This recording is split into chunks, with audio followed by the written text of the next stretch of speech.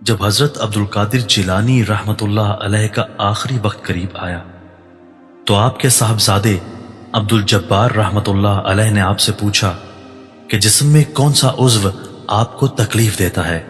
آپ نے فرمایا دل کے علاوہ باقی تمام اعضاء تکلیف دیتے ہیں، البتہ قلب کا اللہ کے ساتھ صحیح ربط ہے۔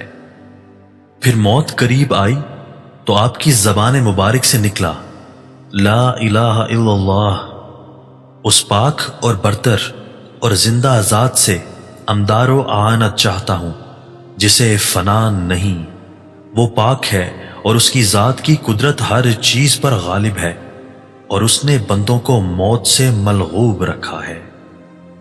پھر آپ نے فرمایا لا الہ الا اللہ محمد رسول اللہ۔ پھر آپ نے لفظ تعزز ادا کرنا چاہا، مگر آپ کی زبان مبارک سے صحیح طور پر یہ لفظ ادا نہ ہوتا تھا۔ آپ نے بار بار یہی لفظ کہنے کی کوشش کی، آخر تعزز کا لفظ اپنے صحیح تلفظ کے ساتھ آپ کی زبان مبارک سے ادا ہو گیا۔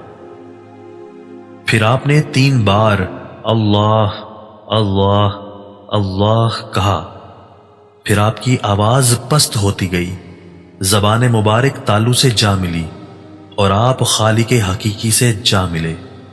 ان للہ و انا الیہ راجعون۔ اگر نعمت تمہاری قسمت میں ہے تو اس کی خواہش کرنے یا نہ کرنے سے کچھ نہیں ہوگا، نعمت ضرور ملے گی۔ اگر مصیبت مقدر میں ہے تو اسے پسند کرنے یا نہ کرنے سے کوئی فرق نہیں پڑے گا۔ جب اسرت و نادانی کی کیفیت میں تمہارے دل میں نکاح کی خواہش پیدا ہو اور تم اس بوجھ کو برداشت کرنے کے قابل بھی نہ ہو تو خداوند کریم سے خوشحالی کی دعا کرو۔ دعا کرنا کہ یہ بلا جلد رفع ہو، یا صبر کرنا یا خدا کی مرضی کا بہانہ نہ کرنا کہ کچھ فائدہ نہ دے گا، مصیبت آ کر رہے گی۔ چنانچہ فاعل حقیقی خدا تعالیٰ کے فعل کے سامنے سر تسلیم خم کرنے ہی میں عافیت ہے۔ اگر اس کی طرف سے نعمت ملی ہے تو شکر کرو، اگر مصیبت اور بلا آئی ہو تو صبر کا دامن تھام لو۔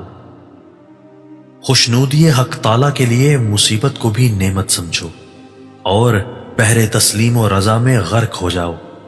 اس عمل کے نتیجے میں تمہیں خدا کی اطاعت اور مولات کے راستوں اور منزلوں کی سیر کرائی جائے گی، اور تمہیں صدیقین، شہداء اور صالحین کے خاص مقامات پر فائز کر دیا جائے گا، تاکہ جو لوگ تم سے پہلے قرب خداوندی کی نعمتوں سے فیضیاب ہو چکے ہیں ان کا مشاہدہ کر سکو۔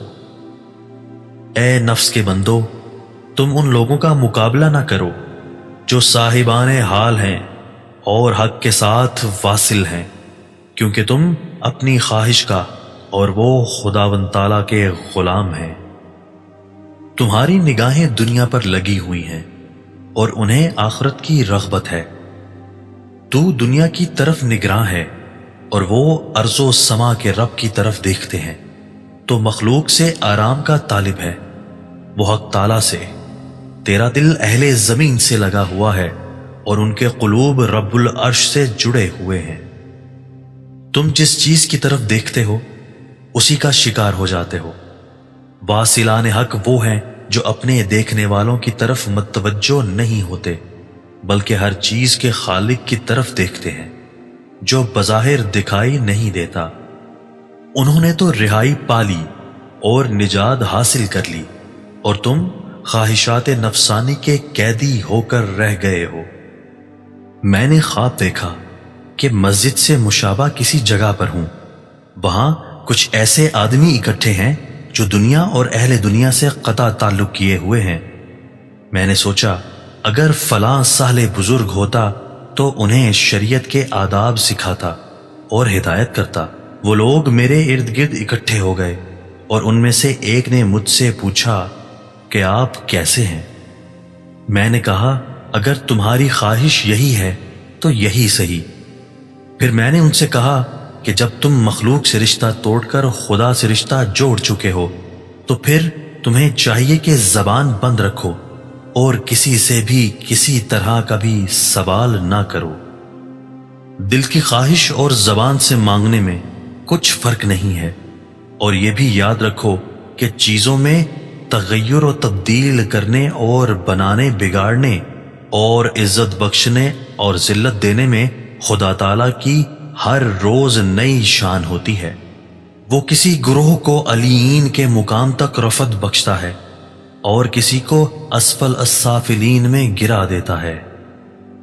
تم نے مخلوق پر اور دوسرے اسباب و وسائل پر بھروسہ کیا ہے، اس لیے اللہ تعالیٰ کے فضل سے اور کسی واسطے کے بغیر اس کی نعمتوں کے حصول سے محروم ہو گئے ہو۔